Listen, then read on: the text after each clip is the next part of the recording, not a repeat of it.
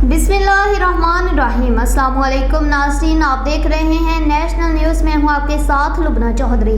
Bulletin का बाकायदा आगाज़ करते हुए आपको बताते चले, वेहाड़ी से शेख मोहम्मद जावेद की रिपोर्ट के मुताबिक यूनिवर्सिटी ऑफ एजुकेशन में महकमा जंगलात के ताउन से शजरकारी मुहिम की तकरीब डिप्टी कमिश्नर वेहाड़ी सैयद आसफ शाह ने पौधा लगाया और आगाही वॉक की गई।